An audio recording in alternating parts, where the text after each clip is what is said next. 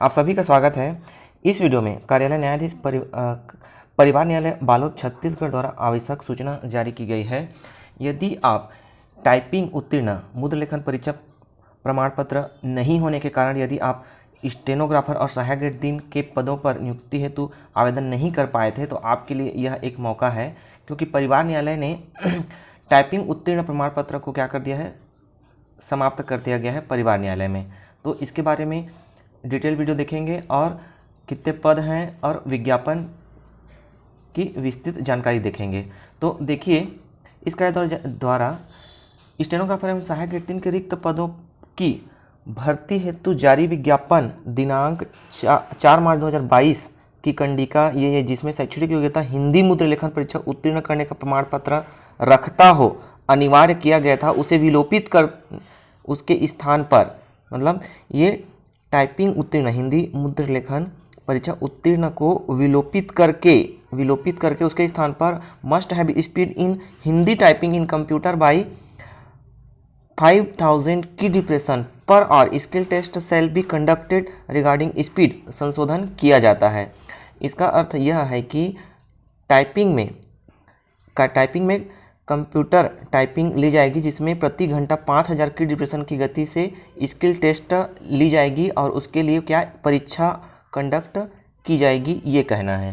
ठीक है, तो यदि आप हिंदी मुद्र लेखन प्रमाण पत्र उत्तीर्ण नहीं रहने के कारण ये एग्ज़ाम नहीं भरे थे तो ये विलोपित कर दिया है। तो आप अवश्य ये, अगर आप एलिजिबल हैं, आपके पास कंप्यूटर डिप्लोमा है जिसमें PGDCA, DCA, कोपा और जो रिकॉग्नाइज्ड यूनिवर्सिटी या फिर कॉलेज से प्रमाण पत्र है, तो आप अवश्य आवेदन भरें। देखिए डेट कब तक है। स्टेनोग्राफर सहायक ग्रेड 3 रिक्त पदों की पूर्ति हेतु ऐसे आवेदकों से जिन्होंने हिंदी मुद्र में उत्तीर्ण होने का प्रमाण पत्र की अनिवार्यता के कारण उपरोक्त दोनों पद हेतु आवेदन पत्र प्रस्तुत नहीं कर सके थे, उन्हें एक अवसर प्रदान किए जाने के उद्देश्य से 15 सितंबर 2022 से 22 सितंबर 2022 तक पुनः आवेदन पत्र आमंत्रित किया जाता है। तो हिंदी मुद्र लेखन उत्तीर्ण होने का प्रमाण पत्र की अनिवार्यता के कारण दोनों पद पर क्या नहीं कर पाए थे, तो उनको एक अवसर दिया जाकर कब 15 से 22 सितंबर तक पुनः आवेदन पत्र आप भर सकते हैं। टिप देखिए, ऐसे अभ्यर्थी जिन्होंने पूर्व में स्टेनोग्राफर हिंदी और सहायक ग्रेड 3 के पद हेतु आवेदन पत्र प्रस्तुत कर दिए हैं, उन्हें पुनः आवेदन पत्र प्रस्तुत करने की आवश्यकता नहीं है। जो ये आवेदन पहले भर चुके हैं उन्हें आवेदन भरने की आवश्यकता नहीं है। ठीक है, ध्यान रखिएगा। देखते हैं विस्तृत विज्ञापन। अब देखते हैं विस्तृत विज्ञापन। तो ये उस आवश्यक सूचना में इस दिनांक का क्या है, जिक्र है कि इस 4 मार्च 2022 की तिथि को विज्ञापन के ये देखिए आवेदन पत्र प्रस्तुत करने की अंतिम तिथि ये थी, तो आप इसे एक अवसर दिया गया है 15 से 22 सितंबर तक। तो केवल स्पीड पोस्ट से ही आप भरना है। ये डेट बस क्या हो जाएगा, 22 सितंबर 2022 हो जाएगा। ठीक है, अभी के डेट में बाकी सब सेम रहेगा। तो देखते हैं आवेदन पत्र प्रस्तुत करने की अंतिम तिथि अभी ये मानिए, क्योंकि एक अवसर दिया गया है तो केवल स्पीड पोस्ट या रजिस्टर्ड डाक के माध्यम से आप भेज सकते हैं। ठीक है, केवल स्पीड पोस्ट या रजिस्टर्ड डाक के द्वारा। अब देखते हैं स्टेनोग्राफर हिंदी और सहायक ग्रेड 3 के लिए ही आप भर सकते हैं, क्योंकि इसी के लिए ये अवसर दिया गया है। तो स्टेनोग्राफर हिंदी में पदों की संख्या देखिए 1 है, अनारक्षित में तो कोई भी भर सकते हैं, है ना, बिना आरक्षण वाले। सहायक ग्रेड 3 में 3 पोस्ट है, तो अनुसूचित जनजाति में है 1, अन्य पिछड़ा वर्ग में है 1 और अनारक्षित में है 1। ठीक है, तो स्टेनोग्राफर हिंदी और सहायक ग्रेड 3 वाले ही आवेदन करेंगे इसमें। तो आप यदि योग्यता रखते हैं तो अवश्य इसमें आप अप्लाई करें। तो केवल कंप्यूटर डिप्लोमा चाहिए। यदि हम इसकी वो देखेंगे पात्रता एवं शर्तें और शैक्षणिक योग्यताएं। पदों की संख्या परिवर्तनीय है ना, बढ़ाया भी जा सकता है और कम भी किया जा सकता है। परीक्षा तिथि में परिवर्तन करने का अधिकार न्यायाधीश परिवार न्यायालय बालोद के पास सुरक्षित रहेगा। भर्ती की पात्रता एवं शर्तें देखते हैं। स्टेनोग्राफर हिंदी पद के लिए ये 7th पे का लेवल 7 मिलेगा और वेतनमान ये है 28,700 से 91,300 तक, है ना। अच्छा खासा पेमेंट मिलता है इसमें। शैक्षणिक योग्यता में किसी मान्यता प्राप्त विश्वविद्यालय से अनारक्षित वर्ग के लिए 45% और आरक्षित वर्ग के लिए 40% अंकों के साथ स्नातक उत्तीर्ण होना चाहिए, ठीक है।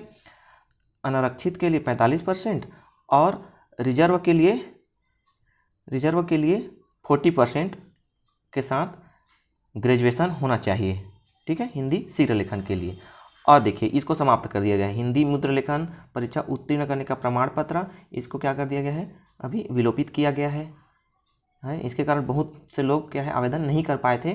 तो अब आप आवेदन करिए। किसी विश्वविद्यालय या केंद्र सरकार द्वारा मान्यता प्राप्त संस्था से diploma in computer application DCA प्रमाण पत्र के साथ MS वर्ड तथा इंटरनेट का न्यूनतम कंप्यूटर ज्ञान ये होना चाहिए। मतलब आप ग्रेजुएशन हो 45-40% के साथ और कंप्यूटर डिप्लोमा हो तो आप हिंदी शीघ्र लेखन और सहायक ग्रेड 3 के लिए आवेदन कर सकते हैं। सहायक ग्रेड 3 के लिए वेतनमान 7th पे का लेवल 7 मिलेगा, जिसका वेतनमान होता है 19,500 से 62,000 तक, ठीक है। तो इसमें भी सेम है, अनारक्षित के लिए 45% और आरक्षित के लिए 40% अंकों के साथ ग्रेजुएशन होना चाहिए, ठीक है। इसको विलोपित किया गया है दूसरे वाले को, और 1 वर्षीय कंप्यूटर डिप्लोमा चाहिए, ठीक है। देखिए इसमें स्पष्ट लिख दिया था पहले वाले में, हिंदी मुद्र लेखन परीक्षा उत्तीर्ण न होने वाले अभ्यर्थी आवेदन पत्र प्रस्तुत न करें। इसीलिए क्या बहुत लोग आवेदन नहीं कर पाए थे, है ना। वाहन चालक पद के लिए यदि पहले जिन्होंने हिंदी मुद्र लेखन परीक्षा उत्तीर्ण न होने के कारण भी आवेदन पत्र प्रस्तुत कर दिए रहे होंगे वे भी आवेदन कर दें, ठीक है, क्योंकि वो उस तिथि पर भरा गया था आवेदन, है ना। अभी आप एक बार और आवेदन कर दें, ठीक है। यदि कोई डाउट हो तो आप अवश्य कमेंट बॉक्स में पूछिएगा, मैं अवश्य उसका रिप्लाई दूंगा। वाहन चालक ये उस समय के लिए था ना, अभी ये नहीं है भीतर, ये अभी आप नहीं भर सकते। इसके लिए भरेंगे तो क्या होगा, अपात्र हो जाएगा। केवल सहायक ग्रेड 3 और स्टेनोग्राफर के। आयु सीमा अधिकतम 45 वर्ष होगी, ठीक है। आयु सीमा छत्तीसगढ़ के स्थानीय के लिए 40 वर्ष, उच्चतर आयु सीमा 40 वर्ष होगी। और SC ST OBC गर्भ जनजाति अन्य पिछड़ा वर्ग के महिला इत्यादि के लिए आयु सीमा में शासन द्वारा छूट दी गई है, वे छूट यथावत लागू रहेंगे, ठीक है। और सभी छूटों को मिलाकर 45 वर्ष से अधिक नहीं होगी। छत्तीसगढ़ राज्य के बाहर अन्य आवेदकों के लिए अधिकतम आयु सीमा 30 वर्ष है ना, वे भी आवेदन कर सकते हैं, लेकिन उनके लिए अधिकतम आयु केवल 30 वर्ष है, उसमें उनको छूट नहीं मिलेगी। आयु संबंधी के लिए ये आप 10th का सर्टिफिकेट आप उसमें अटैच करेंगे। अन्य शर्तें तो आप जान ही रहे हैं, है ना। जीवित रोजगार पंजीयन का जीवित होना चाहिए और स्टेनोग्राफर हिंदी सहायक ग्रेड 3 में चयनित उम्मीदवारों की नियुक्ति 3 वर्ष परीक्षा अवधि पर की जाएगी, ठीक है। और परीक्षा अवधि पर वेतनमान का क्रमशः प्रथम वर्ष 70% वेतनमान का, द्वितीय वर्ष 80%, तृतीय वर्ष 90% स्टाइपेंड के रूप में देय होगा, किंतु परीक्षा अवधि में स्टाइपेंड के साथ अन्य भत्ते अन्य कर्मियों के तहत प्राप्त होंगे, ठीक है। तो ये नया नियम लागू हो गया है, सभी PSC में चयनित उम्मीदवारों के लिए भी यह नियम लागू है, ठीक है। सभी शैक्षणिक उद्देश्य सूचना दिए बिना कभी भी समाप्त किया जाकर दंडित और किया जाती है। यदि उम्मीदवार कोई भी अगर सर्टिफिकेट फर्जी पाया जाता है तो उसके विरुद्ध क्या है, अनुशासनात्मक दंडात्मक कार्रवाई की जाएगी। अन्य पिछड़ा वर्ग जो आरक्षित वर्ग के हैं उनको क्या है, स्थायी जाति और निवास प्रमाण पत्र प्रस्तुत करना आवश्यक होगा। आवेदन करने की तिथि को समस्त प्रमाण पत्र वैध जीवित होना चाहिए, है ना, इनवैलिड नहीं होना चाहिए। जैसे रोजगार पंजीयन हो गया, है ना, वो वैध होना चाहिए, उसकी तिथि समाप्त नहीं होनी चाहिए। आवेदन करने की तिथि में यदि समाप्त हो गई है तो आप उसको रिन्यूअल कराएं, उसके बाद आप क्या करें, आवेदन करें, नहीं तो क्या हो जाएगा, आपका आवेदन निरस्त हो जाएगा। शासकीय सेवक में जो हैं तो उनको एनओसी लेना पड़ेगा। एनओसी अनिवार्य है, या तो ये एनओसी तुरंत नहीं मिलता है तो आप आवेदन जो किए रहते हैं एनओसी के लिए उसकी फ़ोटो कापी उसमें अटैच कर दें, ठीक है। तो जब आपकी ज्वाइनिंग होगी तब आपको फिर एनओसी की अनापत्ति प्रमाण पत्र दिखाना होगा। आगे देखिए, इसमें हम आवेदन का प्रारूप भी देखेंगे, ठीक है। कोई भी व्यक्ति जिसके विरुद्ध अपराध सिद्ध दोष ठहराया गया हो वो नीति के लिए पात्र नहीं है। अन्य अभ्यर्थी को किसी उच्चतर शासकीय वैधानिक संस्था तो शासकीय प्राधिकारी द्वारा सेवा से पृथक अथवा प्रच्युत किया गया हो वह अपात्र माना जाएगा। आवेदन पत्र प्रस्तुत करने की प्रक्रिया ये सेम है, बस डेट इसमें 22 मान के चलिए, ठीक है, 22 सितंबर 2022। बाकी सब सेम ही है। आवेदन पत्र विज्ञापन में संलग्न प्रारूप में हम आवेदन देखेंगे, है ना। पूर्ण भरे हुए आवेदन पत्र बंद, पूर्णतः भरे हुए आवेदन पत्र बंद लिफाफे में जिस पर आवेदित पद जिसके लिए आवेदन किया गया हो स्पष्ट रूप से उल्लेखित प्रेषित किया जावे, ठीक है। यदि, है ना, आप जो भी जिस भी पद के लिए स्टेनोग्राफर हो या सहायक ग्रेड 3 के लिए आवेदन करेंगे तो लिफाफे के ऊपर आप ऊपर में अवश्य लिख दें स्टेनोग्राफर हिंदी के लिए आवेदन पत्र, ठीक है, और अपना वर्ग भी लिख दें। देखिए, स्टेनोग्राफर हिंदी में केवल एक ही पोस्ट है, तो आप यदि आप एससी हैं, एसटी हैं या ओबीसी हैं तो आप अपने वर्ग में ही भरें, ठीक है। आप ऑटोमेटिक क्या है, अनारक्षित में चले जाएंगे, ठीक है। यदि बाद में अगर आपके कैटेगरी में आ जाता है पोस्ट तो वो आपके लिए फ़ायदेमंद हो जाएगा, है ना। और आपके उसमें पोस्ट नहीं है ना, अनारक्षित में ही एक पोस्ट है, तो आप ऐसा ना करिएगा कि आप अपने कैटेगरी में ना डालिएगा, ठीक है। तो अपने कैटेगरी में ही डालना है। ये कोई भी डाउट रहता है तो आप इस कमेंट बॉक्स में पूछिएगा। देखिए, तो लिफाफे के ऊपर स्टेनोग्राफर हिंदी अपना उसमें कैटेगरी जरूर मेंशन करिएगा, ठीक है। अनारक्षित के लिए भी एक पोस्ट है तो भी आप एससी एसटी ओबीसी हैं तो उसमें लिखिएगा स्टेनोग्राफर हिंदी और कैटेगरी ओबीसी और पुरुष, ये इतना मेंशन कर दीजिएगा उस लिफाफे के ऊपर। सहायक ग्रेड 3 के लिए भी सेम, ठीक है, पर नियुक्ति हेतु आवेदन पत्र लिखा हो ऐसा लिखना है उसमें। कहाँ पर प्रेषित करना है, कार्यालय न्यायाधीश परिवार न्यायालय बालोद, जिला बालोद, छत्तीसगढ़, इस पते पर भेजना है, ठीक है।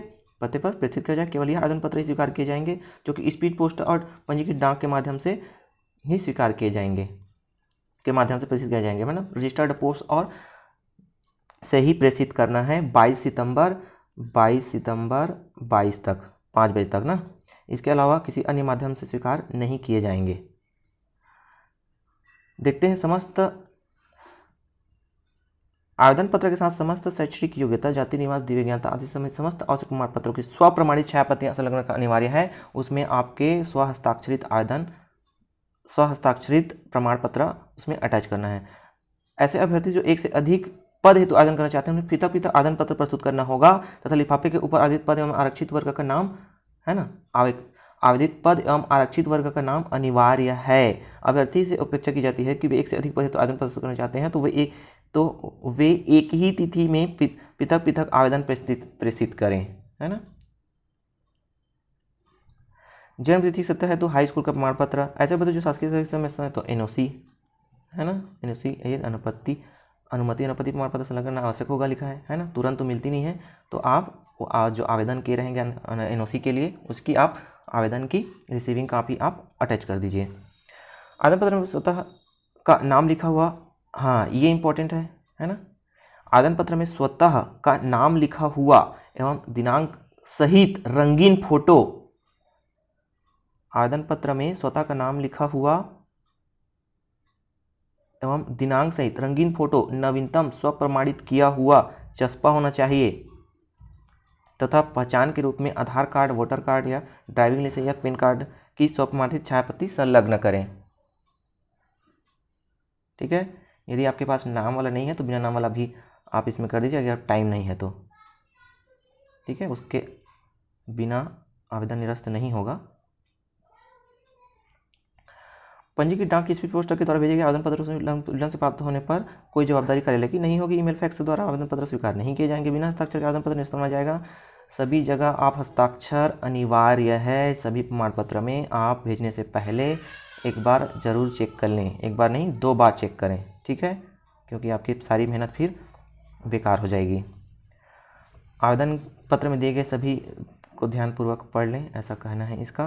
बाकी नियुक्ति तो चयन विधि देखते हैं। देखिए, स्टेनोग्राफर हिंदी के लिए लिखित परीक्षा होगी, जिसमें सामान्य हिंदी, अंग्रेजी, सामान्य गणित, सामान्य ज्ञान, तार्किक, कंप्यूटर आदि संबंधित वस्तुनिष्ठ प्रश्न पूछे जा सकेंगे। वस्तुनिष्ठ प्रश्नों की संख्या 50 होगी, जिसे प्रत्येक में 2 अंक का होगा। इस तरह यह लिखित परीक्षा कुल 100 अंकों की होगी। लिखित परीक्षा में प्राप्त अंकों के आधार पर वर्ग और मेरिट सूची के से 1 के विरुद्ध 10 गुणा अभ्यर्थियों को कौशल परीक्षा हेतु आमंत्रित किया जाएगा, है ना।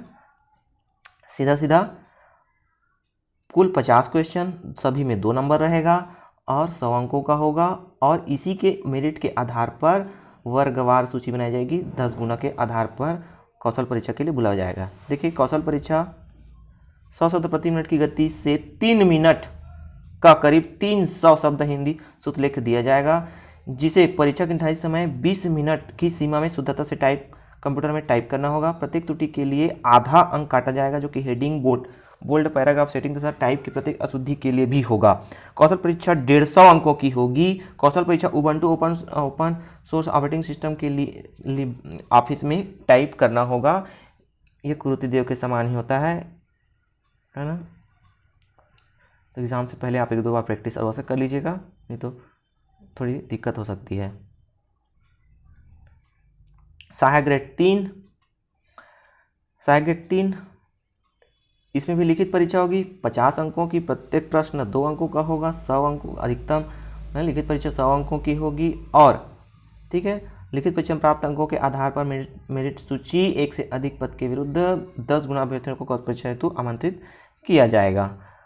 कौशल परीक्षा उम्मीदवारों से लगभग 250 शब्द के गद्यांश को निर्धारित समय 10 मिनट की सीमा में शुद्धता से कंप्यूटर में टाइप करना होगा। प्रत्येक त्रुटि के लिए के लिए आधा अंक काटा जाएगा, जो कि heading, bold, paragraph, setting, type के प्रत्येक अशुद्धि के लिए भी होगा।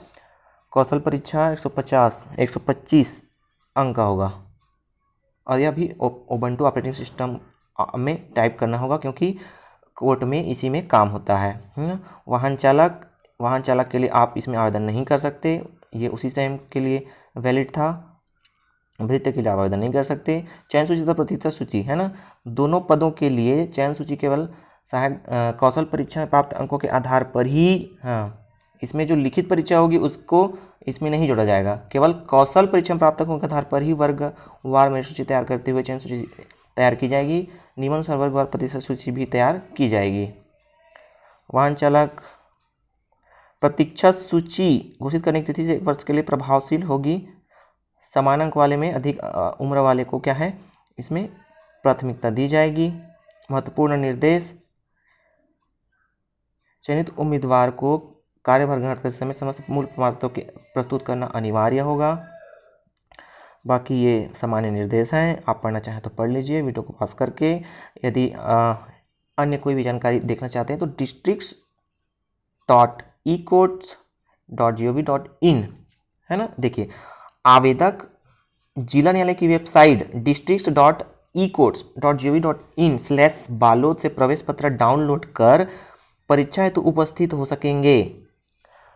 पृथक से कोई प्रवेश पत्र कार्यालय द्वारा जारी नहीं किया जाएगा। प्रवेश पत्र में अभ्यर्थी के फोटोग्राफ कॉलम में वर्तमान रंगीन फोटो चस्पा एवं स्वहस्ताक्षरित कर प्रस्तुत करना होगा। साथ ही पहचान संबंधी दस्तावेज जैसे कि आधार कार्ड, ड्राइविंग लाइसेंस या मतदाता परिचय पत्र, पैन कार्ड, मूल प्रति उपस्थित करना होगा, अन्यथा की दशा में परीक्षा में सम्मिलित होने के वंचित किया जा सकेगा। लिखित परीक्षा, कौशल परीक्षा एवं साक्षात्कार के लिए अभ्यर्थियों को स्वयं के व्यय पर परीक्षा तिथि को निर्धारित समय एवं स्थान पर उपस्थित रहना होगा।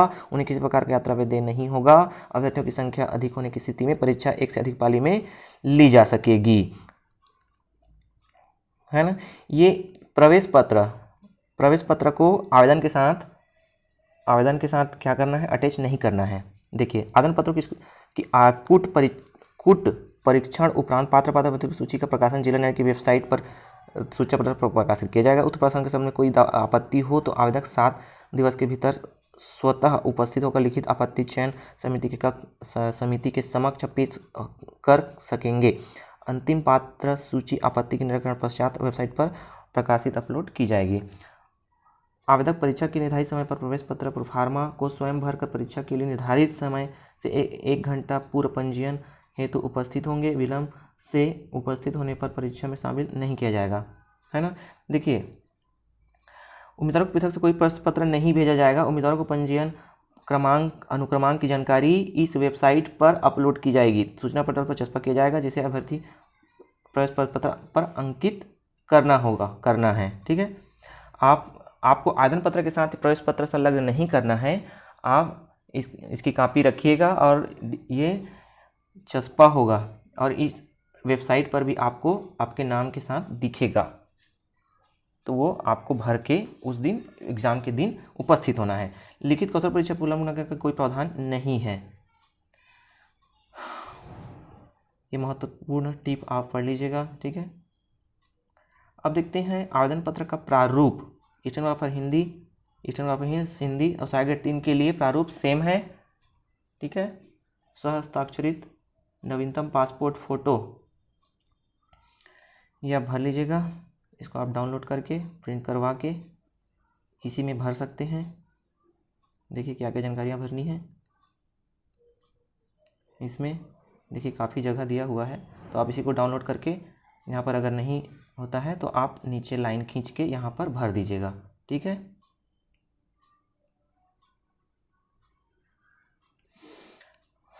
शैक्षिक योग्यता, तकनीकी योग्यता, ये सब देखिए काफ़ी जगह दिया हुआ है, तो अलग से टाइप करवाने की जरूरत नहीं है। इसी को आप डाउनलोड करके इसी में भर दीजिएगा। ठीक है, संलग्न प्रमाण पत्र की सचित्र इसमें आप डाल दीजिए।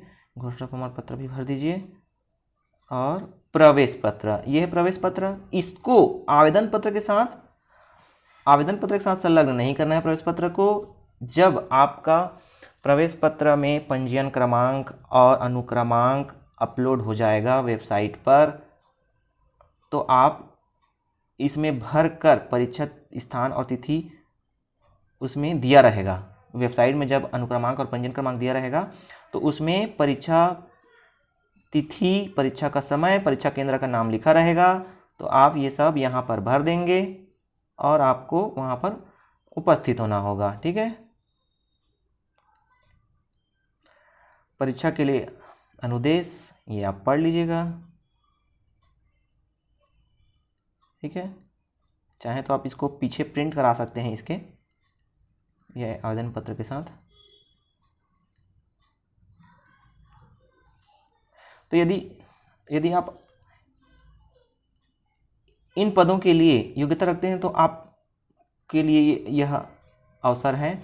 देखिए अन्य फैमिली कोर्ट के लिए भी अगर ऐसी छूट दी जाती है तो मैं इस चैनल पर अपडेट देता रहूँगा और इससे संबंधित अपडेट आपको देता रहूँगा। ठीक है, सहायक grade 3, data interpreter, stenographer, stenotypist से संबंधित कोई भी जानकारी, कोई भी नई वैकेंसी और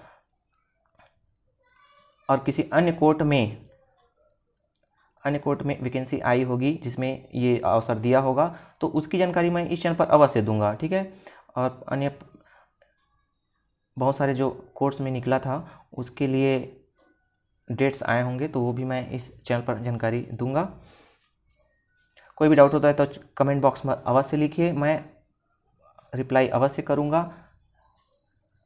और चैनल पर पहली बार आए हैं तो सब्सक्राइब अवश्य कर लें ताकि ऐसे ही यूज़फुल इन्फॉर्मेशन आपको मिलते रहें। अपने दोस्तों के साथ शेयर भी कर दें। वीडियो को अंत तक देखने के लिए धन्यवाद।